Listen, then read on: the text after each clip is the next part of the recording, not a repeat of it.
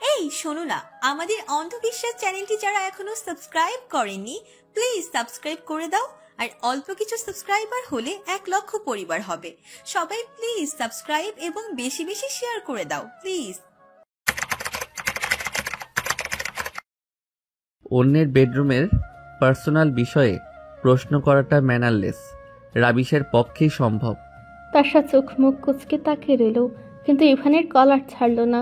Ivan ঠোঁট বাঁকিয়ে বলল, আমার গায়ে যে ঢলে পড়ছো, তোমার বিদেশি বাবু দেখলে কেলেঙ্কারি হবে না? তাশা হতবুদ্ধি হয়ে আচমকা কলার ছেড়ে দিল। ইভান বাঁকা ব্যঙ্গাত্মক হাসল। তাশা শক্ত মুখ করে বলল, do you absolutely have lost your mind? কি বলছো তুমি? ইভান মোবাইলের দিকে নজর দিয়ে অবজ্ঞার ভঙ্গিতে বলল, কি বলছি সেটা তোমার না জানার কথা নয়। তাশা থমথমে মুখে কোনো রকম আওড়ালো, he is just a friend, a business partner of our international company. তাশার কথা সম্পূর্ণ হওয়ার আগে ইভান মোবাইলে নজর রেখে বলল, গুড। যেন তার এই বিষয়ে কোনো মাথা ব্যথাই নেই। তাশাকে যেন সে চিরতরে হটিয়ে দিয়েছে জীবন থেকে। এদিকে তাশা প্রায় দিশেহারা। ইভানের এই ভাব ভঙ্গি তার ভালো লাগছে না। সে জানে ইভানের এই বিয়ে কিছুতেই টিকবে না। ও সেরকম ছেলেই নয়। বিয়ে করে বউ নিয়ে ঘর সংসার করবে, এসব তার দ্বারা অসম্ভব। তাশা যেমনটা জেনেছে ইভানের বউ সম্পর্কে, তাতে সে এটা নিশ্চিত হয়েছে এমন একটা দুধে ধোয়া মেয়ে ইভানের মতো বাজে স্বভাবের উগ্র ছেলের সাথে কোনোভাবেই মানাতে পারবে না। অপরদিকে আরহান চলে যাওয়ার পর এ পর্যন্ত একবারও যোগাযোগ করেনি। অপেক্ষা করতে করতে তাশার এখন মনে হচ্ছে আরহান তাকে ফাঁকি দিয়েছে। তাকে সিডিউস করে ইউজ করাটাই ছিল তার উদ্দেশ্য, প্রেম টেম কিচ্ছু না। তাশা আবারও ইভানের প্রতি আগ্রহ বোধ করছে। ইভানকে ছাড়া হয়তো অন্য কারোর সাথে পথ চলা তার জন্য সম্ভবও হবে না। তাশার প্ল্যান কার্যকরী হলে সেই পথে আর কোনো বাধাও থাকবে না। আপাতত সে ইভানকে রাগাতে চাইল না, তাই উঠে চলে গেল। তাশা যাওয়ার পরপরই অর্ক এসে ইভানের পাশে বসে জিজ্ঞেস করলো, ও এখনো কি চাই তোর কাছে? ইভান জবাব দিল না। ভ্রুকুচকে ফোনের দিকে তাকিয়ে আছে। মনে হচ্ছে গুরুত্বপূর্ণ কিছু দেখছে। তার দৃষ্টি লক্ষ্য করে অর্ক তাকালো ফোনের দিকে। তার পরপরই আকস্মিক তীব্র কণ্ঠে প্রশ্ন ছুড়ে দিল, ওর আইডিতে তুই কি করছিস? ইভান ভ্রুকুচকে বিরক্তি নিয়ে তাকালো। হাতের গ্লাসে লম্বা চুমুক দিয়ে জিজ্ঞেস করলো, তুই চিনিস নাকি? অর্ক হয়তো বিহব্বল স্বরে বলল, চিনি মানে? আমার হবু বউকে আমি চিনব না তো কি তোর বাপ চিনবে? ইভান রেগে লাল হয়ে গেল বাপ তুলে কথা বলায়, কিন্তু পরক্ষণেই অর্কের কথা ধরতে পেরে কপাল কুঁচকে এলো তার।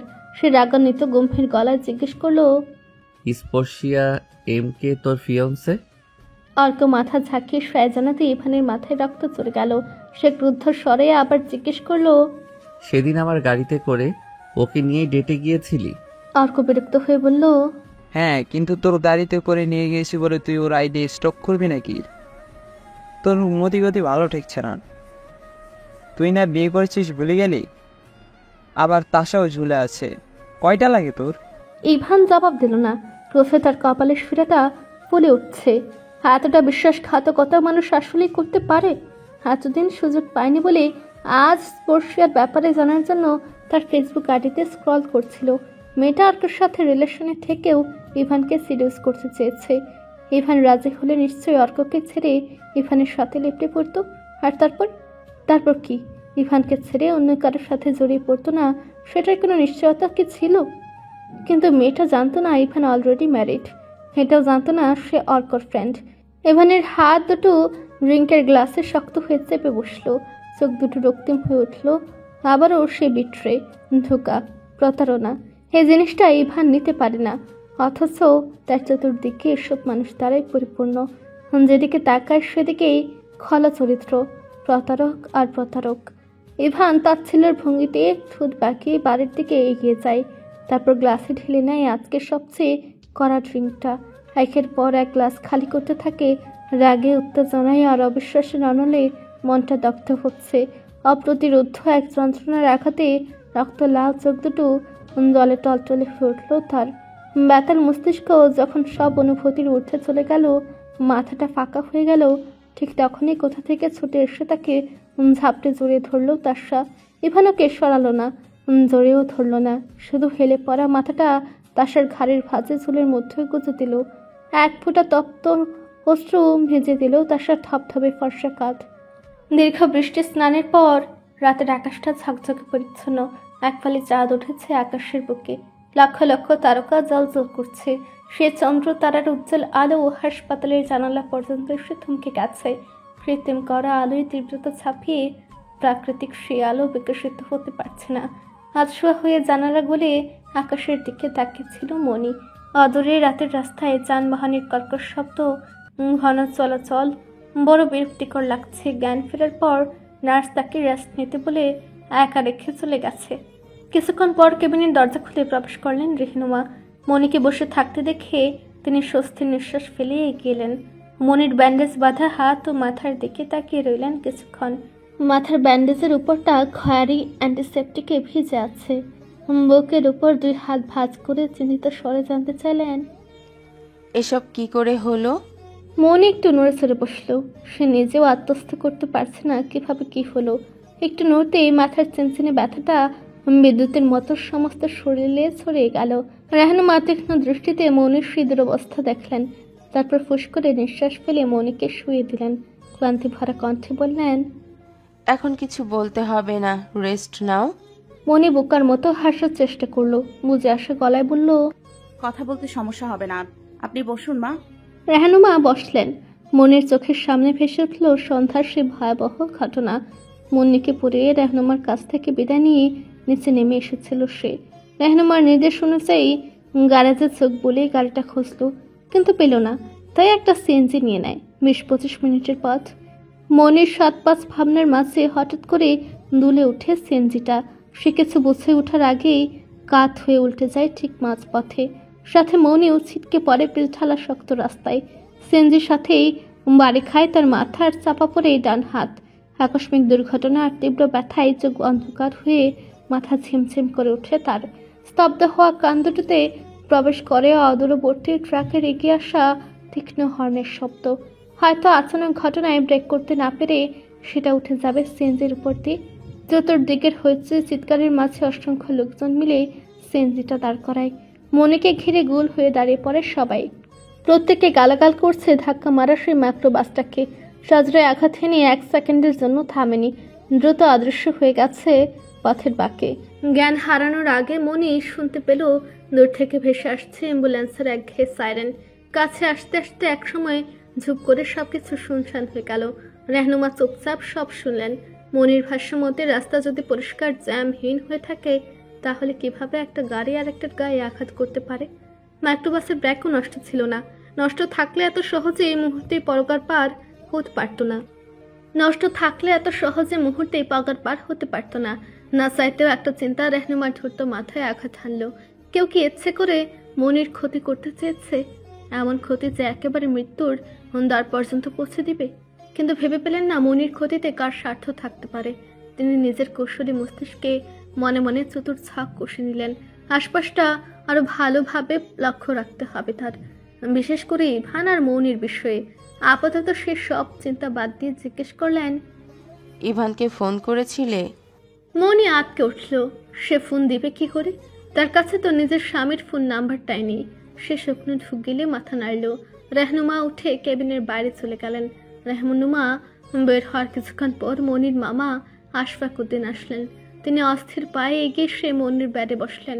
বহুদিন পর ভাগ্নির মমতায় তার চোখে পানি এসে গেল। স্ত্রীর কোট নৈতিক কথাবার্তা শুনে শুনে মনটা শক্ত হয়ে গেলেও মনের রেখে যাওয়া এই অবিচ্ছেদ্য অংশের মায়া তিনি অন্তরের কোথাও লালন করছিলেন। মনির মাথায় মমতার হাত বুলিয়ে দিলেন অনেকক্ষণ যাবৎ।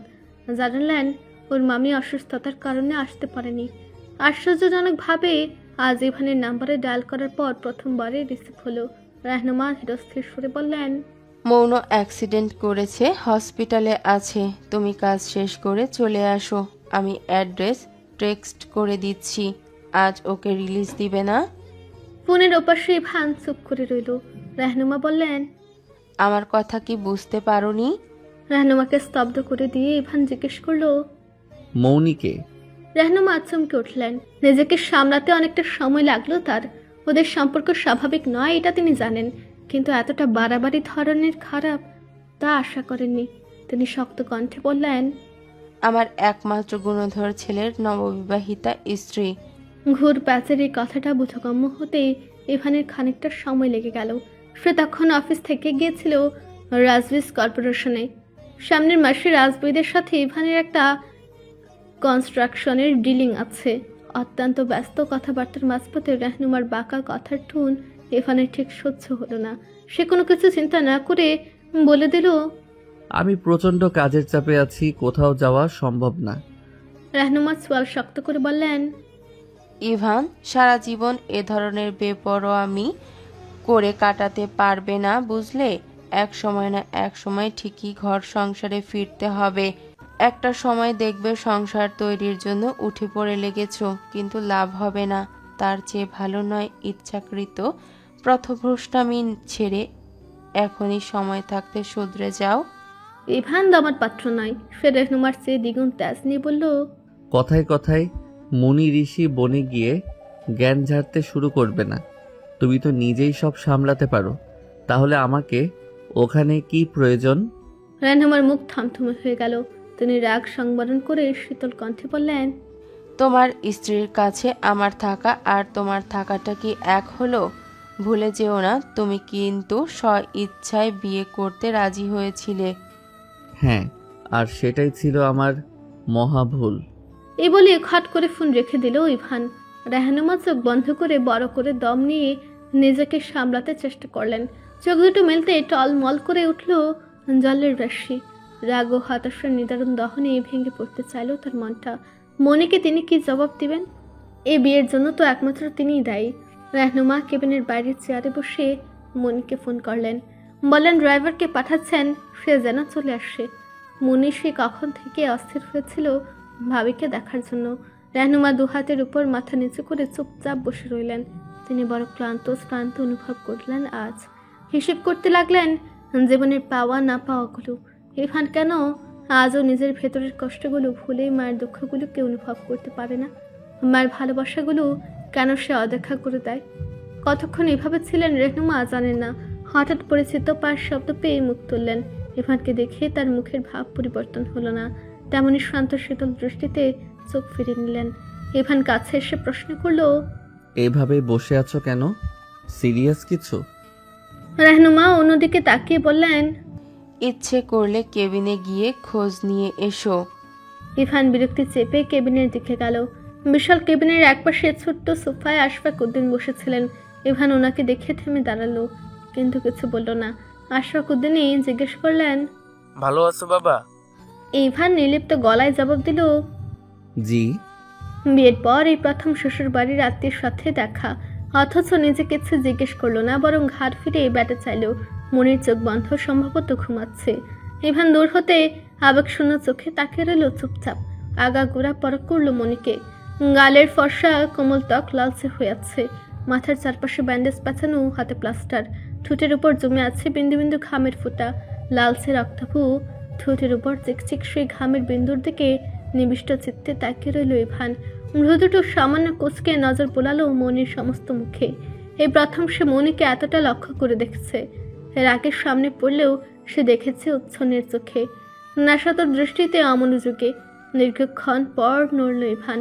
সাইড টেবিল থেকে রিমোট নিয়ে এসি টেম্পারেচার কমিয়ে দিল। হু হু করে বাড়তে লাগলো রুমের শীতলতা। রুমের পিনপত নীরবতায় অস্বস্তি ভর করতে লাগলো ইরফানের মনে। ঘুরে ফিরে তার দৃষ্টি চলে যাচ্ছে মলিন ফ্যাকাশে হয়ে যাওয়া সেই কোমল মুখটির উপর। ইরফানের নিস্তব্ধতা উপেক্ষা করে রুমের নীরবতা এক ঝটকায় উড়িয়ে হুড়মুড়িয়ে প্রবেশ করলো মুন্নি। ইরফানকে পাশ কাটিয়ে এক ছুটে গিয়ে বসে পড়লো মনির বেডে। হুট করে ধোপাধুপ নড়াচড়া ও শব্দে ঘুমন্ত মনির ভ্রুজোড়া কুঁচকে গেল। তারপর আচমকা মেলে ধরলো ক্লান্তি অবসাদে পূর্ণ চোখ দুটো। মনিকে তাকাতে দেখে সাথে সাথে মুন্নি ঝাপটে পড়ে জড়িয়ে ধরলো তাকে। তারপর কান্না ভেজা অস্পষ্ট স্বরে বলল, ইস, কি ভয় পেয়েছিলাম জানো ভাবি? কি অবস্থা হয়েছে তোমার? আমি জাস্ট সহ্য করতে পারছি না। খুব কষ্ট হচ্ছে তোমার? মনি মলিন হেসে এক হাতে মনির পিঠ জড়িয়ে ধরলো। তার চোখের কোণ বেয়ে গড়ে পড়লো তপ্ত জল। ফিসফিস করে বলল, তোমার মতো লক্ষ্মী একটা বোন পাশে থাকলে এসব কিছু না। মুন্নি মনিকে ছেড়ে সোজা হয়ে বসলো। মনি উঠে বসার চেষ্টা করলো, মুন্নি ওকে সাহায্য করলো। রুমের এক পাশ থেকে তখন আশফাক উদ্দিন বলে উঠলেন, এখন একটু ভালো লাগছে রে মৌ। মনির সেদিকে তাকালো আর ঠিক তখনই প্রবল ব্যাগে বুকটা খামছে উঠল তার। নিঃশ্বাস ঘন হয়ে এলো। কামরার মাঝ বরাবর দাঁড়িয়ে আছে ইভান। সূক্ষ্ম শীতল দৃষ্টি মিলে ওর দিকে তাকিয়ে আছে। এই ঘরে ইভানের উপস্থিতি এতক্ষণ টেরি পায়নি সে। কখন এসেছে? নিজ ইচ্ছা এসেছে নাকি মায়ের জবরদস্তির কবলে পড়ে? মনির এই দুর্দশা দেখে নিশ্চয় মনে মনে বিরক্ত হচ্ছে খুব। মনির প্রচুর লজ্জা লাগতে লাগলো। এভাবে অ্যাক্সিডেন্ট করে অচল হয়ে পড়ে আছে। সে দৃষ্টি ফিরে নিয়ে মুন্নির দিকে তাকালো। মুন্নি বলল, তুমি দাঁড়িয়ে আছো কেন ভাইয়া, বসো না। ইভান কিছু না বলে চুপচাপ বের হয়ে গেল কেবিন থেকে। মুন্নি আহত নয়নের সেদিকে চেয়ে রইল। তারপর মনিকে বলল, ভাইয়া তোমার সাথে কথা বলিনি। মনি নাসূচক মাথা নাড়ল। মনি কি বলবে ভেবে পেল না। তার ভাইটা এমন কেন? নিজের বিবাহিত স্ত্রী এমন একটা দুরবস্থা হয়ে বিছানায় পড়ে আছে, আর সে একটু কাছে এসে সান্ত্বনা দিতে পারছে না।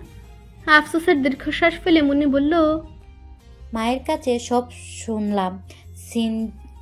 সিনজি ড্রাইভার সাইডে দরজা থাকায় সে মোটামুটি ভালোই আছে, কিন্তু তোমার কি অবস্থা হলো দেখো তো ভাবি। মনি হাসি মুখে মুন্নির সাথে কথাবার্তা ব্যস্ত হয়ে পড়ল। ওদিকে ইভান রাহনুমার সাথে কোনো রকম কথাবার্তা না বলেই চলে গেল।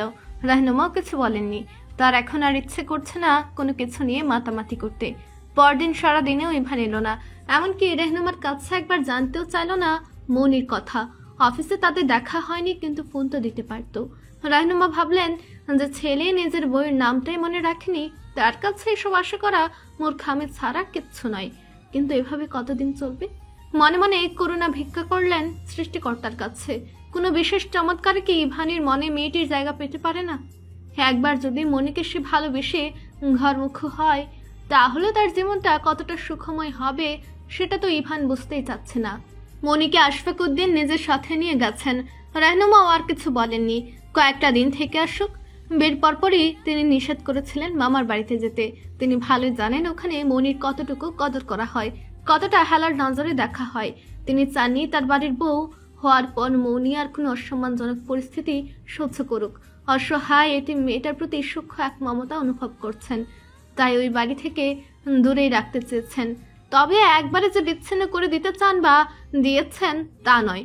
গুরুত্বপূর্ণ কিছু ফোল্ডার সেভ করার পর রাহনুমা ইভানকে ফোন করতে উদ্যত হন। পর মুহূর্তে কিছু একটা ভাবলেন নিশ্চুপে। তারপর নিজের কেবিন থেকে বের হয়ে পড়লেন। ইভান নিজের কেবিনে ছিল না। ফায়াজকেও পেলেন না রাহনুমা। সারিকা খোঁজ নিয়ে জানায় ইভান নতুন ডিলিং নিয়ে বেশ ব্যস্ত সময় কাটাচ্ছে, আর সেই ডিলটা মূলত তার ফ্রেন্ডের বাবার সাথে কানেক্টেড। সব শুনে রাহনুমা জানান ইভান আসলে যেন তার সাথে দেখা করতে বলা হয়। এসি রুমে বসেও দরদরে ঘেমে চলেছে তাশা। সাইড টেবিল থেকে রিমোট নিয়ে টেম্পারেচার সর্বনিম্নে নামিয়ে দিল। তারপর আবারও গিয়ে বসলো কম্পিউটার টেবিলে। ল্যাপটপে ইমেল টাইপ করতে ব্যস্ত হয়ে পড়লো। রাগে উত্তেজনায় তার শরীর কাঁপছে। অজানা এক আশঙ্কায় মাথা ঝিমঝিম করে যাচ্ছে সেই তখন থেকে। আজ 2 সপ্তাহ যাবৎ আরহানকে ভার্চুয়াল মিডিয়ায় পাওয়া যাচ্ছে না। কোথাও কোনো আইডিতেই নেই সে। অস্ট্রেলিয়া ফিরে যাওয়ার পর আর একটা ফোন কল অবধি করেনি। তার সাথে শেষবার দেখা হয়েছিল এয়ারপোর্টের সামনে গাড়ির ভেতর। এরপর সে এক প্রকার হাওয়া। হতাশার ক্রোধে তার চোখ দুটো লাল হয়ে আসছে। সে আরহানকে ছাড়বে না। বাবার কাছ থেকে আরহানের কোম্পানির অ্যাড্রেস নিয়ে ইমেল পাঠিয়েছে। খুদ সে বের করে ছাড়বে। তাশাকে ঠকানো কোনো সহজ কথা নয়। যদি সত্যি ওর মনে এমন কিছু থেকে থাকে, তাহলে তাশা এর শেষ দেখে ছাড়বে। 2 হাতে মুখ ঢেকে নিজেকে স্থির করার চেষ্টা করলো তাশা। মোবাইলের তীক্ষ্ণ শব্দে সোজা হয়ে বসলো আবার। কাঙ্ক্ষিত সেই ফোনটা পেয়ে অনেকটা চমকিত হলো। রিসিভ করতে উপাস থেকে জানানো হলো, সবকিছু তোর মন মতোই হয়েছে তাশা। মনি এখন ভাঙা হাত পা নিয়ে বেশ অনেকদিন ভুগবে। তাছাড়া আরেকটা প্লাস পয়েন্ট হচ্ছে সে এখন ইভানের সাথে নেই। এটুকু শুনে তাশা ঠুটে চিকন হাসি ফুটলো।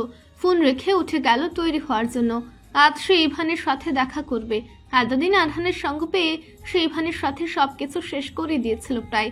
কিন্তু আরহান লাপাত্তা হওয়ার পর থেকে আবারও আগ্রাসী হয়ে উঠেছে ইভানকে নিয়ে। যত দিন কাটছে আরহানের সঙ্গহীন, তত সে ইভানের প্রতি ঝুঁকে যাচ্ছে। মনে মনে ভেঙে গুড়িয়ে দিতে চাচ্ছে ইভানের বউ, সংসার, সবকিছু। মনে মনে ছক করছে ইভানের জীবনে একমাত্র তাশার আধিপত্য থাকবে। যেমনই হোক এই ছেলেটাকে সে ভুলতে পারেনি কখনো। তাশা ইভানের নাম্বারে বার কয়েক ডায়াল করলো। ফোন বন্ধ। অগত্যা তাশা ইভানের ফ্ল্যাটের উদ্দেশ্যে গাড়ি ছোটালো।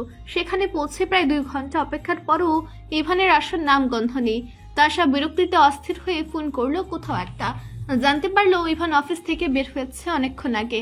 এরপর ফোন করলো রাজভিকে। একবার রিং হতেই ফোন ধরলো সে। ধরে ব্যঙ্গ করে বলে উঠলো, তুমি কি বাহানাই খুঁজতে থাকো নাকি আমার পিছনে পড়ে থাকা? তাশা রাগে কটমটিয়ে বলল, পিছনে পড়ে থাকার মতো কোনো বৈশিষ্ট্য আছে নাকি তোমার? যত সব ফালতু কথা। নেই। তাহলে ইভানের অবর্তমানে আমার সাথে চিপকাতে চেয়েছিল কেন? এখন তো ইভান একেবারে আউট অফ হ্যান্ডস, তাই এখন আবার উপর নজর পড়েছে তোমার, তাই তো? রাগে কাঁপতে লাগলো তাশা। দাঁতে দাঁত পিষে বলল, স্টপ টকিং ননসেন্স রাজবি, নয়তো আমি তোমাকে খুনই করে ফেলবো বলে দিলাম। রাজবি সশব্দে হেসে উঠল। তারপর গা ছাড়া ভাব নিয়ে বলল, কি বলতে চাও তুমি, বলো। তাশা বহু কষ্টে নিজেকে সামনে নেওয়ার চেষ্টা করলো। কিছুদিন ধরে এমনিতেই তার মেজাজের পারদ উচ্চতরে আছে। সে থামথামে গলায় বলল, ইভান কোথায় আছে বলতে পারো?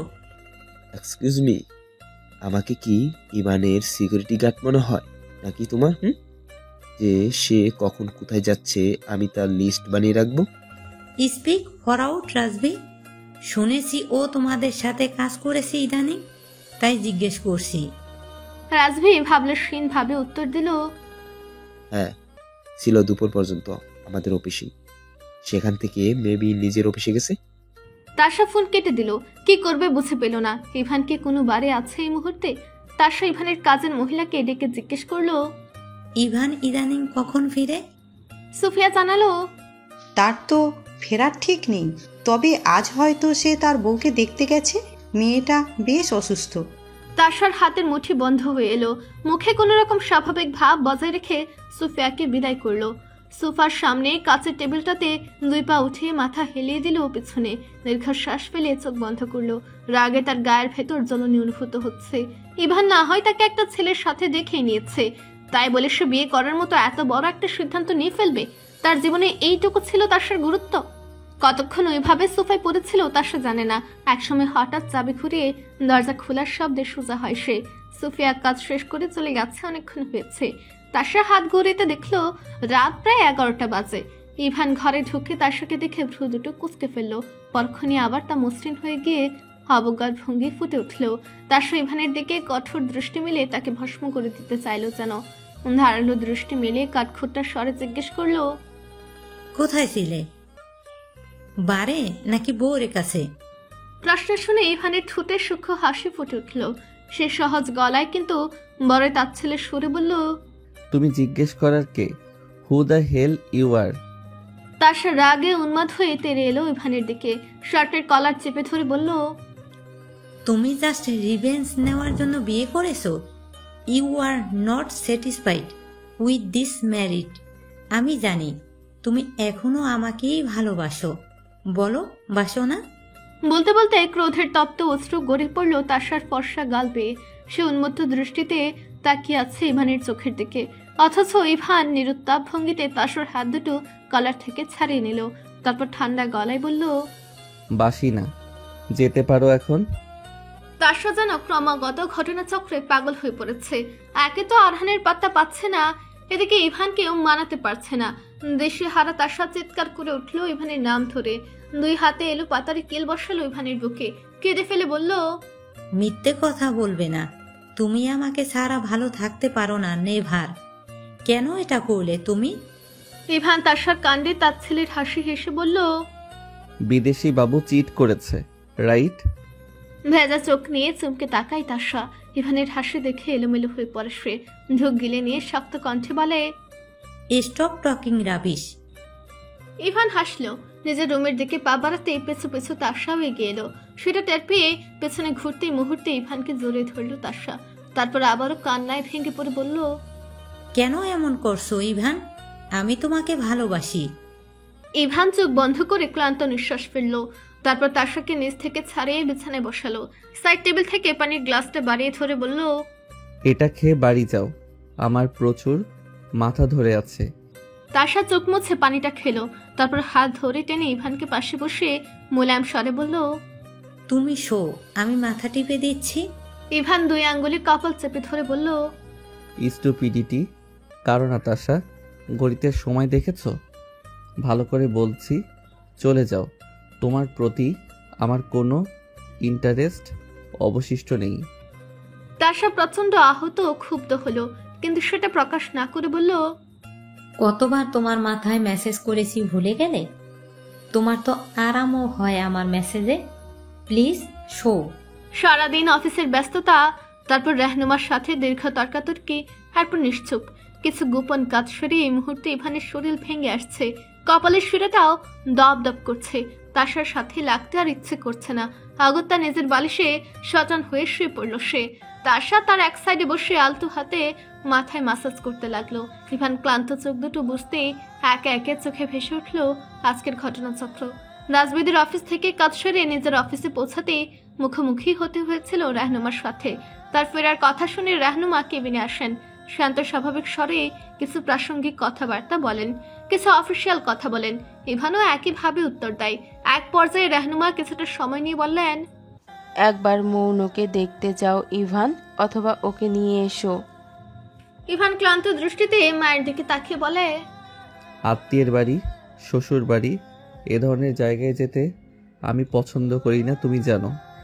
রেহনুমা বললেন, মাঝে মাঝে আমাদের এমন কিছু কাজ অবশ্য কর্তব্য হিসেবে করতে হয় যেসব আমরা পছন্দ করি না।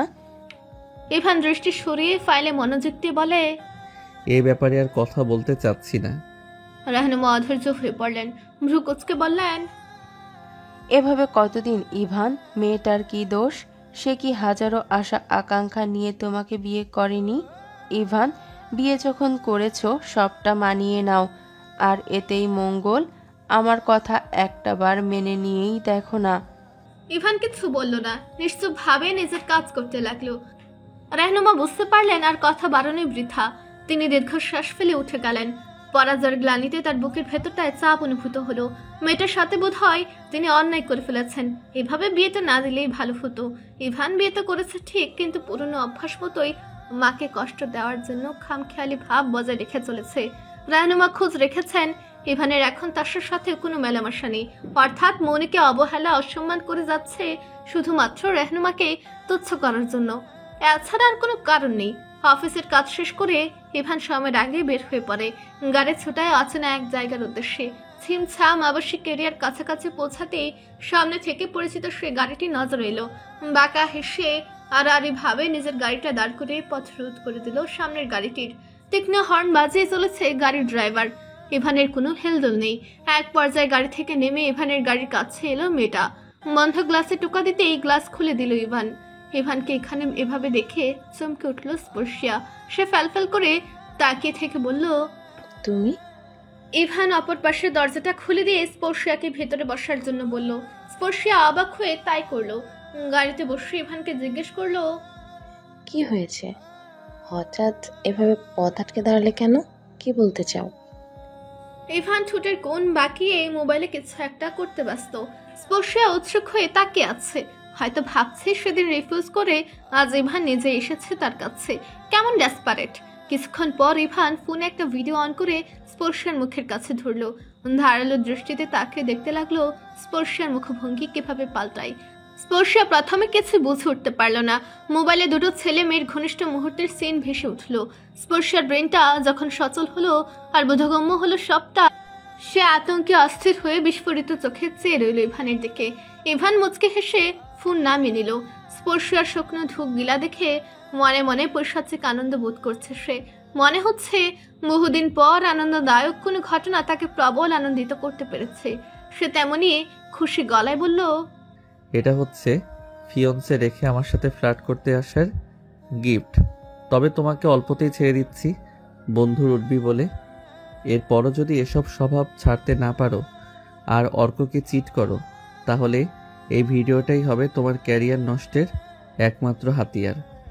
স্পর্শিয়ার প্রায় মূর্ছা যাওয়ার উপক্রম হলো। ইভান কখন এসব করেছে? কাকে দিয়ে করেছে? সে এই ছেলেকে খুব হেলা করে ফেলেছিল। এখন দেখা যাচ্ছে এ তো মস্ত বড় প্লেয়ার। স্পর্শিয়ার অস্থির মুখ থেকে দৃষ্টি সরিয়ে সামনে নজর দিয়ে ইভান বলল, কাজ শেষ, now get out of my car. সকালের তেজ কালো চোখে পড়তে ঘুম ভেঙে গেল মনির। বিরক্তি নিয়ে চোখ মেলে দেখলো জানালা খোলা থাকায় বাতাসে পর্দা সরে গেছে আর আলো প্রবেশ করছে। সারা রাত নির্ঘুম থাকায় মাথাটা বেজায় ভার ভার ঠেকছে। এত বেলা হওয়ার পরও বিছানা ছাড়তে ইচ্ছে করছে না, কিন্তু সকালের ওষুধের কথা মনে হতেই ক্লান্ত শরীর নিয়ে উঠে বসলো সে। ফ্রেশ হয়ে রান্নাঘরে গিয়ে দেখলো মামি চা বানাচ্ছেন। মনিকে দেখতে পেয়ে তিনি বললেন, নে চাটা বানিয়ে একটু দিয়ে যা আমাকে, তো সাথে তুইও নাস্তা করে নে, আমি ভেজা কাপড়গুলো বারান্দায় মেলে আসি। মনি মাথা নেড়ে চুলার কাছে গেল, দীর্ঘশ্বাস ফেলে এক হাতে কোনো রকমে চা বানালো। তারপর মামির রুমে একটা কাপ রেখে নিজের রুমে গেল। চা বিস্কিট খেয়ে ওষুধ খেয়ে নিল। কিছুক্ষণ দুনামোনা করে অতঃপর ফোন করলো ত্রিনার নাম্বারে। ওপাশ থেকে রিসিভ হতেই ত্রিনা উৎকণ্ঠিত স্বরে বলল, কি রে, সব ঠিক আছে তো? এই সময় ফোন করলি যে? মনি হালকা হাসার চেষ্টা করে বলল, সব ঠিক আছে। তুই বলেছিলি বিকেলে আসবি, বলেছিলাম বিকেলে না এসে এখন আসতে পারবি? আমার খুব দম বন্ধ লাগছে। ত্রিনা কয়েক মুহূর্ত ভাবনায় কাটায়, তারপর আগের মতোই চিন্তা ক্লিষ্ট কণ্ঠে জিজ্ঞেস করে, এখন তো ভার্সিটিতে আছি, 2টার আগে ছুটতে পারবো না। 2টার পর আসলে হবে? বেশি সিরিয়াস কিছু নাকি? সত্যি করে বলতো মো। মনি নিরুত্তাপ হেসে বলল, আরে না, তেমন কিছু নয়, ঠিক আছে, তুই বিকেলে আয়। আচ্ছা বলে ফোন কাটলো ত্রিনা। মনি দীর্ঘশ্বাস ফেলে জানালা দিয়ে বাইরে দৃষ্টি দিল। কেন যেন খুব অচেনা লাগছে মামার বাড়িটা।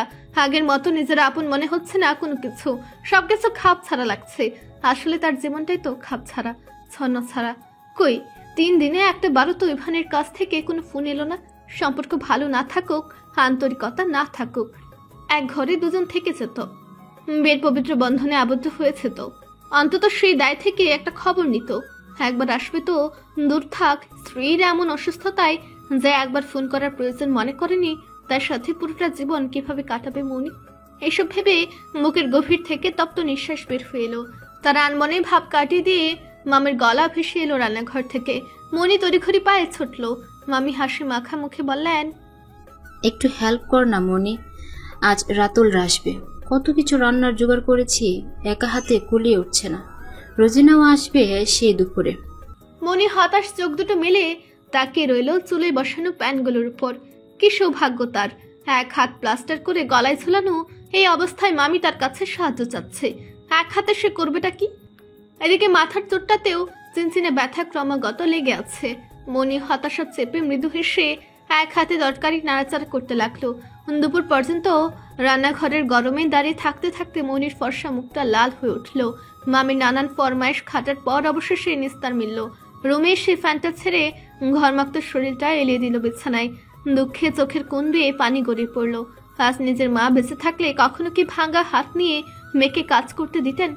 অথবা স্বামীর বাড়িতে যেখানে শান্তি নেই, কদর নেই, সেখানে মুখ বুজে পড়ে থাকতে দিতেন? অনেকটা সময় অতিবাহিত হওয়ার পর উঠে বসলো মনি। এক হাতে চোখ মুছে রুমের বাইরে বের হলো। তার রুমের সাথে লাগোয়া ওয়াশরুম নেই। প্লাস্টার না ভিজে কোনো রকমে গোসল করে বের হলো সে। আর বের হতে না হতে মুখোমুখি হলো অনাকাঙ্ক্ষিত একটা মানুষের সামনে। মনির বুকটা ধরাস করে উঠল সে চেহারায় তীক্ষ্ণ হাসি দেখে। মনিকে রুমের দিকে যেতে দেখে রাতুলও পেছনে পেছনে এলো। অনুমতি ছাড়াই মনির রুমে প্রবেশ করলো। হাসি মুখে জিজ্ঞেস করলো, কেমন আছো মৌ?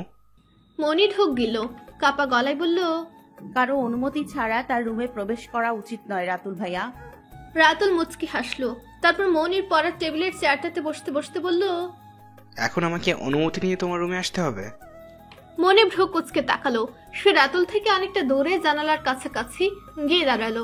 এই ছেলেটার মতি গতি ভালো নয় মনি জানে। আগেও চেয়েছে উল্টে পাল্টে কাজ করে মনিকে ফাঁসিয়ে দিতে।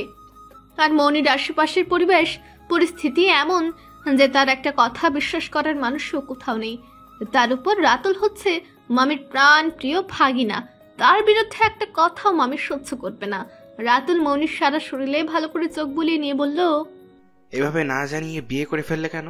বড়লোক ছেলে পেয়ে আর হাতছাড়া করতে পারোনি, তাই না? রাতুলের অদ্ভুত চোখ বোলানো দেখে মনির গা কেঁপে উঠল। অস্বস্তিতে কুকড়ে উঠল সে। কড়া গলায় বলার চেষ্টা করলো, আজে বাজে কথা না বলে আমার রুমে থেকে চলে যান, কেউ দেখলে ভালো নাও ভাবতে পারে। রাতুল আবারও হাসলো। তারপর চেয়ার ছেড়ে ধীর পায়ে এগিয়ে এলো মনির দিকে। মনির রুমটা নিতান্তই ছোট। সে পিছিয়ে গিয়ে জানালার দেয়ালের সাথে মিশে যেতে চাইলো। আতঙ্কে মুখ থেকে রক্ত সরে গেল। রাতুল কেন এগিয়ে আসছে? মনির বদ বুদ্ধি লোপ পাইয়ে দিয়ে রাতুল এক আঙ্গুলে তার গাল ছুঁয়ে দিল।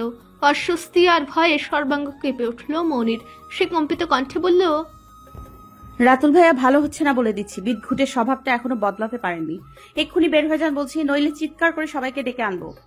রাতুল সশব্দে হেসে বলল, কি করব, সামনে এত সুন্দরী মেয়ে থাকলে স্বভাব বারবার ফিরে আসতে চায়। তা তোমার স্বামী কি আমার চেয়ে হ্যান্ডসাম যে তার ছোঁয়া ভালো লাগে আর আমার ছোঁয়া বিদঘুটে লাগে? রাতুলের কথাই মনির পুরনো দিনগুলো মনে পড়ে গেল। যখনই সে এই বাড়িতে আসতো, নানান বাহানাই আর না জানার ভান করে প্রায়ই মনির হাত বা গা ছুঁয়ে দেওয়ার চেষ্টা করত। মনি কতটা কষ্টে এই লোক থেকে বেঁচে থেকেছে সেটা একমাত্র সে জানে। রাতুলের এক পাশ দিয়ে চোখের পলকে ছুটে বের হয়ে গেল মনি। বাকিটা দিন রান্নাঘর আর মামার কাছে কাছে রইল। বিকেলের দিকে ওকে স্বস্তি দিতেই যেন তৃণার আগমন ঘটল। তৃণাকে দেখে একরাশ প্রশান্তিতে মনির মনটা ছেয়ে গেল। তখনও রাতুলরা যায়নি, তাই মনি ট্রেতে 2 কাপ চা হাতে তৃণাকে নিয়ে ছাদে চলে এলো। মুখোমুখি দুটো চেয়ারে বসলো দুজন। তৃণা কপাল কুঁচকে মনির দিকে তাকিয়ে বলল, তোর হয়েছেটা কি? হাত পা ভেঙে বসে আছিস, কোথায় শুয়ে রেস্ট নিবি তা না করে ছোটাছুটি করে কাজ করে যাচ্ছিস। মামি কি তোকে ফোর্স করছে এসব করার জন্য, তাও এ অবস্থায়? মনি মলিন হাসলো। চার একটা কাপ তৃণার হাতে ধরে বলল, ফোর্স করবে কেন? আমি করছিলাম নিজ থেকে। সারাদিন ঘরে বসে প্রচন্ড বোর হচ্ছিলাম। তৃণা কিছু না বলে সন্দেহের চোখে তাকিয়ে রইল। মনি তারা দিল চা খাওয়ার জন্য। তাকিয়ে না থেকে চাটা খা। আর আমার শীটগুলো এনেছিস তো?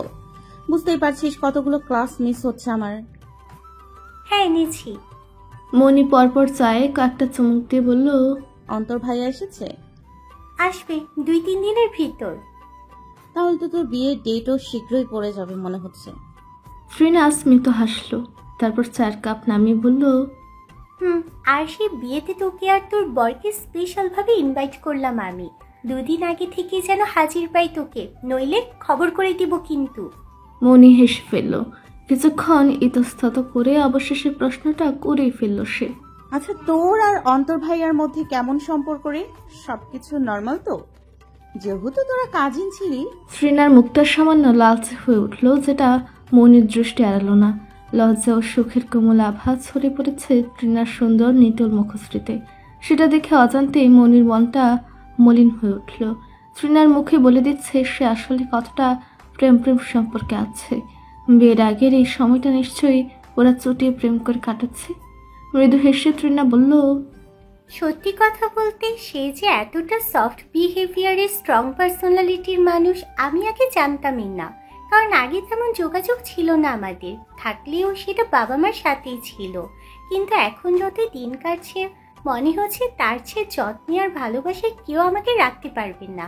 এতটা অমায়িক আর কেয়ারিং মানুষ সে। আমি in love with his personality, সত্যি। মনি খেলখেল করে হেসে ফেলল। অনেকদিন পর মন খুলে সময় নিয়ে হাসলো সে। তারপর হাসতে হাসতে বলল, কি লজ্জাটাই না পাচ্ছিস তুই তৃণু? একেবারে লাল হয়ে গেছিস আর বলছিস পার্সোনালিটি ভালোবাসিস। তা মানুষকে কি ভালোবাসিস না? তৃণা মুচকে হেসে মনির হাসি দেখতে লাগলো। তারপর বলল, তোর এত হাসির কি হলো? এদিকে ভয়ে আমার গলা শুকিয়ে আসছে আর তুই মজা নিচ্ছিস। মনি অবাক হলো। হাসি হাসি মুখে উৎসুক কণ্ঠে জিজ্ঞেস করলো, কেন, ভয় পাওয়ার কি আছে? তৃণা ঠোঁট উল্টে করুণ স্বর বলল, জানি না, যত ওর আসার সময় আর বিয়ের দিন এগিয়ে আসছে আমার কেমন অস্বস্তি আর লজ্জা লজ্জা লাগছে। মনি হাসলো। তৃণার হাত চেপে ধরে আশ্বস্ত গলায় বলল, এমনটা হয়। বিয়ের আগে সবার মনেই দ্বিধা আর ভয়ের অনুভূতি জড়িয়ে থাকে। এতে এত আতঙ্কিত হওয়ার কিছু নেই। Everything will be fine. Trina কাঁধ উঁচু করে ফুস করে নিঃশ্বাস ফেলল। তারপর জানতে চাইল, আচ্ছা এখন তুই বল, ইভান ভাইয়া এসেছিল? মনির হাসির প্রদীপ যেন ধাপ করে নিভে গেল। মুখে ফুটে উঠল সে আগের মলিনতা ও দুরাশার ছায়া। তথাপি সে হাসার চেষ্টা করে বলল, এত সময় তার আছে নাকি? তৃণা কপাল কুচকালো। কিছুক্ষণ নিঃশব্দে তাকিয়ে থেকে বলল, এটা কেমন কথা? এমনকি জীবন মরণের কাজ যার জন্য অসুস্থ বউকে দেখতে আসতে পারবেন না? ফোনে কথা হয় তো? মনি মেকি হেসে মাথা নিচু করলো। শ্রীনা প্রশ্নবোধক দৃষ্টি নিয়ে তাকিয়ে আছে, বুঝতে পেরে বলল, তোর কাছে আমি কিছুই লুকাই না, তাই বাধ্য হয়ে বলতেই হচ্ছে। সে আমাকে ফোন দেয় না। কেন দেয় না? দেওয়া কি উচিত নয়? শ্রীনার কথার জবাবে কথা খুঁজে পায় না মনি। শ্রীনাই আবার বলে, এটা কেমন ধরনের বিয়ে করলি তুই মো? তার কি তোকে নিয়ে একটু মাথা ব্যথা নেই? আফটার অল নিজেই তো বউ, এত হেলাফেলা করলে বিয়ে কেন করলো? তোর শাশুড়ি কি এসব জান না? মনি হালকা হেসে বলল, এত অস্থির হচ্ছিস কেন? শাশুড়ি সবই জানে, বরং উনিই ছেলেকে পথে আনার জন্য বিয়ে দিয়েছেন। আসলে সে একটু বেপরোয়া আর খামখেয়ালি, তবে সমস্যা নেই, সময়ের সাথে সাথে ঠিক হয়ে যাবে আশা করি। শ্রীনা আহাম্মকের মতো তাকিয়ে রইল। মনি কি পাগলের প্রলাপ বকছে? যেই লোকের বইয়ের প্রতি কোনো কিছুটা নেই, তার সাথে সংসার কিভাবে করবে? কিন্তু সে আর কথা বাড়ালো না। কে জানে কোন কথা বলে মনির কষ্ট বাড়িয়ে দেয় আবার। আলো ঝলমল সুন্দর সকাল। ঘুমো ঘুমো চোখগুলো মিলতে ইভান নিজেকে তারসার পাশে আবিষ্কার করলো। তার মাথাটা নিজের উড়োতে নিয়ে হেডবোর্ডে হেলান দিয়ে ঘুমিয়ে আছে তারসা। ইভান রাগতে গিয়ে রাখলো না, বরং তার বিরক্ত লাগলো। তারসা কেন আবার তার কাছে ছুটে এসেছে? কেন অস্থির হয়ে ধর্ণা দিচ্ছে তার কাছে? এটা সত্য ইভান নিজের বিয়ে বা বিবাহিত সম্পর্ক নিয়ে এখনো সিরিয়াস হয়নি, তাই বলে সে তারসাকে আবার গ্রহণ করবে এমনটাও নয়। তিক্ত একটা অনুভূতি নিয়ে উঠে বসলো ইভান। গায়ে তার গতকালের অফিসের জামা কাপড়, পায়ের মোজাটাও খোলা হয়নি। ইভানের নড়াচড়ায় তারসার ঘুম ভেঙে গেল। সারা রাত বসে বসে ঘুমানোর ফলে ঘাড়ের রক টনটন করে উঠল তার। ইভানের দিকে তাকিয়ে হালকা হাসার চেষ্টা করলো। ইভান ভ্রুকুটি করে তাকিয়ে আছে। তারসার সহজ স্বাভাবিক ভঙ্গিমা দেখে সে বলল, রাতে চলে যাওনি কেন? তারসা মলিন মুখ করে বলল, সকাল সকাল এমন রিয়েক্ট করছো কেন? You can discuss together. Evan তারসাকে থামিয়ে দিয়ে বলল, ডিসকাস করার মতো কি অবশিষ্ট আছে আমি সেটাই বুঝতে পারছি না। বিবাহিত একজন লোকের সাথে তুমি ভালোবাসা নিয়ে ডিসকাস করতে চাও? এতটা ব্রেইনলেস হলে কবে? তারসা মুখ গম্ভীর করে বলল, তুমি বিয়েটা নিজের ইচ্ছায় করনি, তুমি সুখী নও Evan, so you can get a divorce. সামান্য একটা রেশারেশি নিয়ে আমরা আমাদের ফিউচারটা কেন নষ্ট করব? তুমি যা করেছো আমি সব রাগ ভুলে গেছি, এখন সব শুধরে নাও প্লিজ। ইভান ভ্রুকুচকে এক দৃষ্টিতে তাকিয়ে আছে তারসার মুখে। কত সহজে ভাবেই না বলে দিচ্ছে ডিভোর্স দিয়ে দিতে, কিন্তু তারসা তো রাহনুমাকে চেনে না। ইভান একরাশ বিরক্তি নিয়ে কাভার্ডের দিকে এগিয়ে গিয়ে বলল, ঘুম ভেঙেই এসব রাবিশ কথাবার্তা ভালো লাগছে না, ফ্রেশ হয়ে নিজের বাড়ি যাও। তারসা এই পর্যায়ে রেগে উঠল, কড়া গলায় বলল, তুমি বারবার আমাকে বের করে দিচ্ছ কেন? তুমি কি বউয়ের ভয় পাচ্ছ? সে জেনে গেলে তোমার গোষ্ঠী উদ্ধার করবে তাই? ইভান কাপড় হাতে ফিরে দাঁড়ালো, চোয়াল শক্ত করে বলল, মেজাজটা খারাপ করে দিও না সকাল সকাল।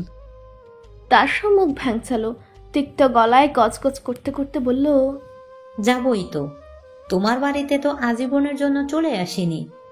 তারপর মুখ তুলে ইভানের কঠিন মুখটার দিকে চেয়ে মনে মনে ভাবল, তবে শীঘ্রই আসবো।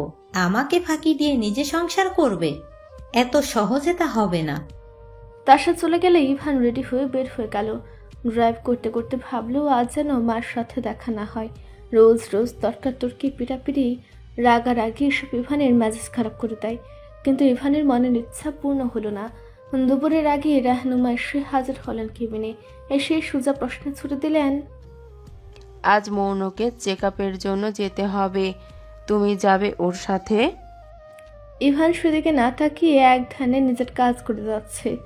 রাহনুমা বললেন, ইভান, বিয়ে করেছো তুমি, ভুলে যেও না কেউ তোমার বাড়ি এমনি এমনি চলে আসেনি। সামান্যতম দায়িত্ববোধ তোমার থাকা উচিত নয় কি? ইভান হাতের টাইপিং থামিয়ে মায়ের দিকে ফিরল। মাথা নাড়িয়ে ভাবলে ক্ষীণ গলায় বলল, চলে যাব। রাহনুমা চুপ করে কিছুক্ষণ দাঁড়িয়ে রইলেন, তারপর চলে গেলেন। বিকেলবেলা বাকি কাজ ফায়াজের ঘাড়ে চাপিয়ে গাড়ি নিয়ে বের হয়ে পড়ল ইভান। ব্যস্ত রাস্তায় ড্রাইভ করতে করতে আর মনে দীর্ঘশ্বাস ফেলল সে। কোথায় ফেসে গেছে বুঝতে পারছে না। মেয়ে জিনিসটা কি সেটাই তার বোধগম্য হয় না। কিভাবে সংসার করতে হয়, স্ত্রীর জন্য কি কি করতে হবে কিছু সে ভাবতে পারে না। ইভান তখনও বুঝতে পারেনি ভালোবাসা থাকলে সম্পর্কের মধ্যেও কিছু করতে হয় না বা শিখতে হয় না। অনুভূতির সুবাদে আপনা আপনি ভালোবাসা ও দায়িত্ব চলে আসে মানুষের মধ্যে। তখন তো তাসার উপর অভিমান, নিজের উপর রাগ আর জীবনের উপর হতাশা নিয়ে বিয়ের জন্য রাজি হয়েছিল। কিন্তু এখন এই বিয়ে শব্দটাকেও তার বিশাল কাঁটা বলে মনে হয়, যেটা তার গলায় আটকে আছে, নামছেও না, উঠেও আসছে না। একবার মনে হয় সে এই সিদ্ধান্ত নিয়ে ভুল করেছে, আবার মনে হয় কোনো ভুল নয়, যা করেছে উচিত করেছে। নিজেকে নিয়ে খেলার সুযোগ তাসাকে সে আর দিতে চায়নি। চিন্তা ভাবনার মাঝে ইভানের গাড়ি এসে পৌঁছালো হাসপাতালের গেটে। সারি সারি চেয়ারের একটাই বসে প্রায় হাত পা ধরে এসেছে মনির। ডাক্তারের চেম্বারের বাইরে সুন্দর ঝকঝকে হলরুম, এসির টেম্পারেচার এত কমানো, মনির প্রায় কাঁপুনে উঠে যাচ্ছে। অবশ্য সে একইভাবে বসে আছে অনেকক্ষণ যাবৎ, তাই হয়তো। দুপুরে রেহনুমা ফোন করে জানিয়েছিলেন মনি যেন হাসপাতালে পৌঁছে যায় সময় মতো। তারপর তিনি বা মুন্নি কেউ এলে ডাক্তার দেখানো হবে। তারা আসবে শুনে মনি মামাকে আর আনেননি সাথে, কিন্তু আধ ঘন্টার বেশি পেরোনোর পরেও কেউ এলো না। মনি ভাবলো উঠে একটু হাঁটবে, যে সে উঠতে যাবে অমনি চোখ গেলে গম্ভীর মুখ করে এগিয়ে আসা ইভানের দিকে। গায়ে সাদা শার্ট, কালো প্যান্টের সাথে ইন করে পরা। এক নজর দেখে মনির বুক শুকিয়ে এলো। ইভান এসেছে তাহলে? রেহনুমা তো বললেন না আগে। হয়তো তিনি নিজেও ভাবেননি ইভান আসতে রাজি হবে। ইভানকে এগিয়ে আসতে দেখে মনি উঠে দাঁড়ালো। ইভান নির্লিপ্ত গলায় জিজ্ঞেস করলো, ডাক্তার দেখানো হয়েছে? মনি দুদিকে মাথা নাড়ল, যার অর্থ হয়নি। মুখে বলল, আগে প্লাস্টার খুলতে হবে। ইভান এক পলক তাকালো মনির হাতের সাদা ব্যান্ডেজের দিকে, তারপর সামনে পা বাড়িয়ে বলল, এসো। মনির শুকনো ঢুক গিলে তাড়াতাড়ি পা চালালো ইভানের পিছনে। লোকটা আজ তাকে পর্যবেক্ষণ করেছে। আজ পর্যন্ত কখনো ওদের মধ্যে এ ধরনের সামান্য কথাও হয়নি। ইভান একটা বার জিজ্ঞেস তো করতে পারত মনির শারীরিক অবস্থার কথা। মনে মনে একরাশ হতাশা চেপে এগিয়ে চলল। প্লাস্টার খুলে ডাক্তার দেখে মেডিসিন নিল ইভান। মনির সারাক্ষণ তটস্থ ভঙ্গিতে ইভানের পিছু পিছু থেকেছে। যত পারি সে ইভানের দিকে তাকাচ্ছিল, বড় সড়ো করে ঢুক গেছিল শুধু। এত সুদর্শন লোকটা ওর হাজব্যান্ড ভাবতে বুক ধরাস ধরাস করছে, আবার ভয়েও অস্থির হয়ে আছে। কখন ইভানের মেজাজ খারাপ হয়ে যায় আর ধমক দিয়ে বসে। সব কাজ শেষ করে যখন তার বের হয়ে এলো তখন সন্ধ্যা পেরিয়ে গেছে। ইভান নিজের গাড়ির কাছে দাঁড়িয়ে পেছনে ফিরল। ইভানকে ফিরতে দেখে মনি কাঠ হয়ে দাঁড়িয়ে রইল। ইভান জিজ্ঞেস করলো, তুমি কি আমার সাথে যাবে? মনি অস্থির ভঙ্গিতে কিছু না ভেবেই বলে উঠল, হ্যাঁ। ও ইভান ভ্রু কুচকালো। মনির দিকে কিছুক্ষণ তাকিয়ে থেকে বলল, আমি এখন অফিসে যাব। মনি চমকে উঠল। সে কিভাবে বোকার মতো কথাটা বলল? সে মামার বাড়ি থেকে এসেছে আর এভাবেই কি ইভানের সাথে চলে যেতে পারবে? তার উপর ইভান তো ওকে নেওয়ার জন্য আসেনি বা একবারও যাওয়ার কথা বলেওনি। সে একটা হ্যাংলার মতো আচরণ করছে ভাবতেই মাথার চুল ছিঁড়তে ইচ্ছে করলো নিজের। মনি অস্বস্তি চেপে বলল, আচ্ছা, আমি তাহলে যাই। এই বলে ঘুরে দাঁড়িয়ে সামনে পা বাড়ালো, কিন্তু পরে মুহূর্তে আবার ইভানের ডাকে পিছনে ফিরে চাইতে হলো। ইভান হাত বাড়িয়ে বলল, ওষুধগুলো নিয়ে যাও। লজ্জায় দুঃখে মনি মনে মনে বলল, হে ধরনী, তুমি ফাঁক হয়ে যাও, আমি ভেতরে ঢুকে যাই। কিভাবে সে এতটা বুকের মতো কাজ করতে পারে? ইভান এমনিতে রাগী আর অল্পতে বিরক্ত হওয়া মানুষ, আর তার সামনে সে কিনা দুনিয়ার যত ছাগলামি করে চলেছে। ওষুধ নিয়ে রিক্সা ডেকে পাশে পৌঁছালো মনি। মনে মনে খুব কষ্ট হলো এই ভেবে ইভান গাড়িতে করে নামিয়ে দিতে পারেনি, তাই বলে কি একটা রিক্সাও ডেকে দিতে পারলো না? অসুস্থ মেয়েটার জন্য এতটুকু পরোয়া নেই তার। তারপর আবার ভাবলো সে বড়লোক মানুষ, এসব রিক্সা সিএনজি ডাকার অভ্যাস তার নেই। এসব ভেবে নিজেকে সান্ত্বনা দিল মনি। পৌঁছানোর কিছুক্ষণ পরই রেহনুমার ফোন এলো। তিনি বললেন, ইভানের সাথে চলে গেলে না কেন? মনি কি বলবে ভেবে পেল না। এই মহিলাটা সারাক্ষণ শক্ত খোলস পরে থাকলেও মন থেকে মনিকে যে ভীষণ যত্ন করেন সেটা মনি টের পায়। কিছু জিনিস মুখে না বললে উপলব্ধি করা যায়। মনি মিনমিন স্বরে বলল, উনি তখন অফিসে চলে গেছেন। রেহনুমা বললেন, ঠিক আছে, কাল মুন্নি যাবে ড্রাইভারকে নিয়ে, ও তোমাকে বাসায় দিয়ে আসবে। মনি সায় জানায়। ফোন কেটে ভাবতে থাকে আবার সে বাড়ি। প্রতিদিন ইভানের মুখোমুখি হওয়া, তার রাগ জেদ হজম করা, কেমন একটা বিতৃষ্ণা আর প্রচণ্ড হতাশ অনুভব করে মনি। সবশেষে ভাগ্যের উপর সবটা ছেড়ে দিয়ে নিজেকে কিছুটা ভারমুক্ত করে। 10টা বাজতেই কলিং বেল বেজে উঠল। মনি পড়তে বসেছিল, এত তাড়াতাড়ি ইভানকে বাসায় ফিরতে দেখে বিস্মিত হয়। দরজা খুলে দাঁড়াতে ইভানের চোখ পড়ল তার উপর। মনে হচ্ছে ইভান খুব অবাক হয়েছে। মনির আসার কথা তাহলে রেহনুমা জানাননি তাকে। ইভানের চাহনির কবলে মনি অস্বস্তিতে কুঁকড়ে গেল। ইভান কিছুটা সময় নিয়ে নিজেকে ধাতস্থ করে রুমের দিকে গেল। যেতে যেতে বলল, দরজা খোলার ডিউটি করতে হবে না, লক লাগিয়ে রাখবে নেক্সট থেকে। মনি অবাক হয়। এমন সুরে ইভান কথা বলেনি কখনো। হুঙ্কার নেই, মাতলামি নেই, তবে আবেগও নেই। কেমন নিষ্পৃহ নির্জীব গলা তার। মনে হচ্ছে বিয়ে করেছে তাই মনি এখানে থাকবে, এতটুকুই। কোনো উচ্ছ্বাস বা পরিবর্তন নেই তার মধ্যে। মনি ভাবল ইভানের কাছ থেকে সে এসব আশা কেন করছে বোকার মতো। দরজা বন্ধ করে সে নিজের রুমে চলে গেল। এবার আসার পর সে আর ইভানের রুমে যায়নি, দ্বিতীয় বেডরুমটাতেই আশ্রয় নিয়েছে। ইভানের রুমে সারাক্ষণই একটা অস্বস্তি আর সংকোচ ঘিরে রাখে তাকে। মনে হয় ইভানও তার উপস্থিতিতে বিরক্ত বোধ করছে, তাই আর সে ঝামেলা না করে এখানে গুছিয়ে নিচ্ছে। মনি রুমে এসে পড়তে বসলো না, আর রুমের মধ্যে পায়চারি করতে লাগলো। সে কি ইভানকে ডিনারের কথা জিজ্ঞেস করবে? সে নিজেও এখনো না খেয়ে বসে আছে। যদি ইভান খায় তাহলে একসাথে খাবে। একবার ভাবলো ইভানের সামনেই আজ আর যাবে না, পরক্ষণে আবার ভাবলো সারাদিন কাজের পর হাজব্যান্ড বাসে এসেছে, আর সে স্ত্রী হয়ে যদি এইটুকু খোঁজ না নেয় তাহলে কেমন দেখায়। যে ভাবার সেই কাজ।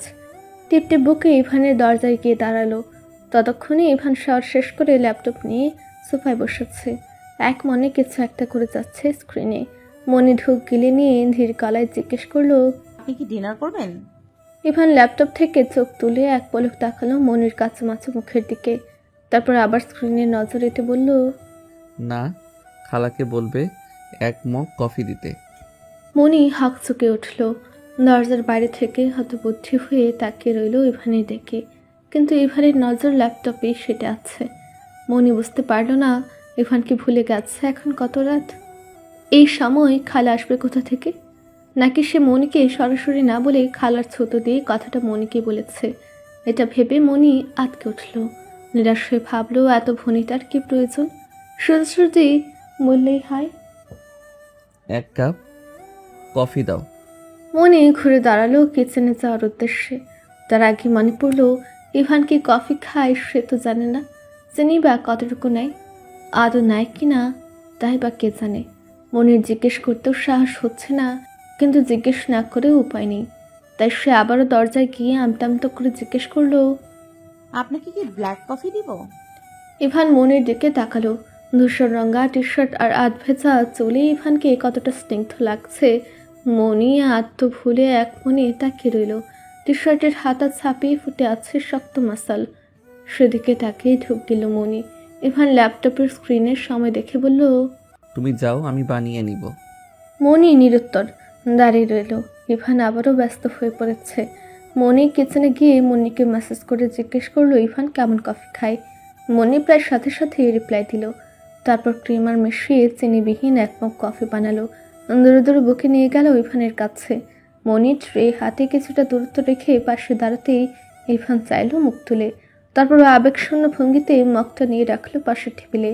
কিছু জিজ্ঞেস করলো না, কিছু বললো না। সে নিজের কাজ নিয়ে যেন মহাব্যস্ত। মনি চলে এলো। অন্য সময়ের মতো একা একা খাবার খেয়ে নিল। বিয়ের পর এই প্রথম আজ ইভানকে এত তাড়াতাড়ি পাশে আসতে দেখেছে সে। নাকি মনির অনুপস্থিতিতে প্রতিদিন তাড়াতাড়ি আসতো। খাওয়া শেষ করে যখন মনি ইভানের রুমের পাশ দিয়ে যাচ্ছিল, উচ্চস্বরের কথাবার্তা শুনে সে থমকে দাঁড়ায়। ইভান কাউকে কঠিন গলায় শাসাচ্ছে। চিট করেও তোমার মন ভরেনি, এখন আবার আমাকে আশা করছো ক্লাবে?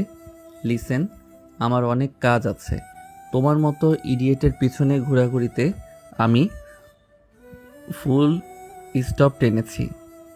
তারপর কিছুক্ষণ উপাসের কথা শুনে আবারও রেগে উঠল ইভান। বউয়ের সাথে ঘুমাচ্ছি নাকি কল গার্লের সাথে সেটা তোমাকে না ভাবলেও হবে। তুমি আশেপাশে বিলিয়নিয়ার কাউকে খুঁজে তার কোলে মাথা গুজে দাও। In fact only that's what you can do. কিছুক্ষণ নীরবতা, তারপর ইভানের কণ্ঠ। নেশায় বুধ হয়ে সেন্স হারিয়েছ ভালো কথা, বাট আই ওয়ার্ন ইউ, আমার কাছে যেন আর একটা কলও না আসে। ফোন কেটে দিয়ে সেটা বিছানায় ছুঁড়ে ফেলল ইভান। তারপর অস্থির হয়ে চুল খামচে ধরে বিছানায় বসে পড়ল। তার প্রত্যাবর্তন তাকে যেন পাগল করে দিতে যাচ্ছে। যত দূরে যাওয়ার চেষ্টা করছে ততই তারশা তাকে পিছন থেকে খামচে টেনে ধরছে। সে বিছানায় খুশি বসে ক্রুদ্ধ স্বরে নিজেকেই বলল, আহ মাই ব্লাডি লাইফ। ইভানের শব্দের সংবিত ফিরে পেয়ে দ্রুত নিজের কামরায় গিয়ে দরজা ভিড়িয়ে দিল মনি। অনাকাঙ্ক্ষিত কথাবার্তাগুলো শুনে তার কান দুটো ঝাঝা করছে। ইভান নিজের বইয়ের পাশে কল গার্লের তুলনা করলো। ইভানের তাহলে রিলেশন ছিল আর সে প্রতারিত হয়েছে, এজন্য এত কুল আচরণ মনির সাথে। কি তার ভাষার ছিঁড়ি! কিন্তু মেয়েটা কেন বিয়ের পরও ইভানের সঙ্গ চাচ্ছে? চিট করার পর এখন আবার কেন ইভানের জীবনে ফিরে আসতে চাচ্ছে বুঝে পেল না মনি। সে দুই হাতে মাথা চেপে ধরে বিছানায় বসে রইল।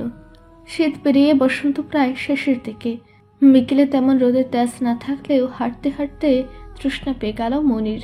সুস্থ হওয়ার পর থেকে নিয়ম করে আবার মুন্নিকে পড়াতে আসছে সে। ব্যাপারটা কেমন অদ্ভুত দেখায় তার কাছে। বিয়ে করে রোজ শ্বশুর বাড়িতে আসতে যায় ননদকে পড়ানোর জন্য। আর যে অদ্ভুত বিষয় আর কি হতে পারে? পড়া শেষ করে মনে উচ্ছ্বসিত কণ্ঠে বলল, আমি কি ভাবছি জানো ভাবি, তো আমার তো পরীক্ষা প্রায় শেষ। এরপর আমি কিছুদিনের জন্য তোমাদের বাসায় যাব, ভালো হবে না বলো? তোমাদের বাসা বলতে প্রথমে মনির মাথায় বোকার মতো মামার বাসাটা মনে পড়ল। ইভানের বাসাটাও যে তার নিজের বাসা সেটা বুঝে উঠতে ঢের সময় লেগে গেল তার। খেয়াল হতেই সে আনন্দিত হয়ে মনির হাত চেপে ধরে বলল, সত্যি বলছো? তাহলে তো খুবই ভালো হবে, মজা হবে। তবে মা রাজি হবেন তো? সেই চিন্তা করে আমি আগেই থেকে পারমিশন নিয়ে রেখেছি। কথাটা বলে হেসে চোখ টিপল মুন্নি। মনি মনে মনে খুশি হলো। মুন্নির মতো প্রাণোচ্ছল একটা মেয়ে তার সাথে থাকলে দিনগুলো খারাপ কাটবে না। সে হাসি মুখে বলল, তাহলে আমাকে জানিও কবে লাস্ট এক্সাম, আমি নিয়ে যাব তোমাকে। মুন্নি হেসে দুষ্টু স্বরে বলল, আপনাকে আর এত দায়িত্বশীল হতে হবে না ম্যাম, আমি নিজেই ড্রাইভার নিয়ে যেতে পারবো। এটা মোটেও ঠিক হবে না। একমাত্র ভাইয়ের বাসায় বেড়াতে যাবে, তোমাকে সসম্মানে নিয়ে যাওয়া আমার কর্তব্য। মনির দুষ্টামি কথা শুনে মনি ফিক করে হেসে ফেলল। মনি হঠাৎ প্রসঙ্গ পাল্টে সম্পূর্ণ ভিন্ন প্রসঙ্গ নিয়ে এলো। অনেকটা ভাবুক কণ্ঠে বলল, আচ্ছা মুন্নি, মা এভাবে দীর্ঘ সময় একটানা অফিস না করে মাঝে মাঝে একটু বিরতি নিলেও তো পারেন। আফটার অল বয়স হচ্ছে, এখন কি এতটা প্রেশার শরীরে নিতে পারে? মনি নিজেও আনমনা হয়ে পড়ল। কিছুক্ষণ কিছু ভেবে নিয়ে এক সময় বলল, ব্রেক ফ্রেক বলতে কোনো শব্দ মায়ের ডিকশনারিতে আছে বলে জানা নেই আমার। আর মা এখনো বাইয়াকে ততটা ভরসা করতে পারে না। বাইয়া যদি সঠিকভাবে সবকিছু নিজের দায়িত্বে দেখাশোনা করত তাহলে হয়তো মা একটু নিশ্চিন্ত হতো। মনি দীর্ঘশ্বাস ফেলল। জিজ্ঞেস করলো, তোমার ভাইয়া কি ছোট থেকেই এমন একগুঁয়ে আর রুড? তবে এতটা ডেসপারেট ছিল না। মা বাবার আলাদা হওয়ার পর ভাইয়া কেমন ছন্নছাড়া হয়ে পড়ল। আস্তে আস্তে বড় হতে হতে একটাই নিজেকে সামলে নিল। তারপর আর কারোর সাথে তেমন কানেকশন থাকতে চায়নি। মা তো জোর করে এত দূর নিয়ে এসেছে, নয়তো ভাইয়া ভুলেই যেত তার যে ফ্যামিলি আছে, মা বোন আছে। মনে চমকে উঠল। দ্বিধান্বিত দৃষ্টি নিক্ষেপ করে বলল, তার মানে বাবা মা সেপারেট? আমি ভেবেছিলাম। কথা শেষ না করে চুপ হয়ে যায় সে। তা দেখে মুন্নি বলল, না, বাবা বেঁচে আছে, তবে মায়ের সাথে সম্পর্ক নেই, ডিভোর্স। রাহনামার প্রতি মনের সহানুভূতি কিছুটা বেড়ে গেল। ছেলের তারা আমি দেখে বেচারের জন্য মায়া হতো মনির। আর এখন স্বামীর বিষয়টা জানতে পেরে আরো খারাপ লাগছে। কিন্তু কৌতূহল সত্ত্বেও ডিভোর্সের কারণটা জিজ্ঞেস করতে পারল না। মনি যদি মাইন্ড করে শাশুড়ির বাসা থেকে ফিরে মনে কিচেনে কিছু অসমাপ্ত কাজ সেরে নিল। ইদানিং একটু একটু করে সে সংসারটা সাজাচ্ছে তার নিজের মন মতো করে। সারাদিন একা থাকতেও তার ভালো লাগে। আর দুজন মানুষ হয় তেমন রান্না বান্না বা অন্য কোনো কাজও নেই। তার উপর ইভান তো বাড়িতেই থাকে না, খায়ও না। এজন্য মনি সোফিয়া খালাকে সকালের কাজ থেকেও বিরত করে দিয়েছে। তবে এখন রেহনুমা যে বেতন সোফিয়াকে দিত এখনও তাই দেয়। কাজ কামানোর বিষয়ে মনি তাকে কিছু জানায়নি, সোফিয়াকেও জানাতে নিষেধ করেছে। সকাল আর রাতে টুকটুক যা কাজ থাকে তা মনি নিজেই করে, এতে তার সময়টাও কেটে যায়। দুপুরের সামান্য রান্না বান্নাও নিজ হাতেই করে, তবে দুপুরে পারে না, রাতে রান্না করে। সোফিয়া এসে ঘরের অন্যান্য কাজ করে যায়। একা ঘরে যেন একঘেয়ামি আর বিরক্তিতে না পড়ে সেজন্য নিয়মিত ক্লাস করে।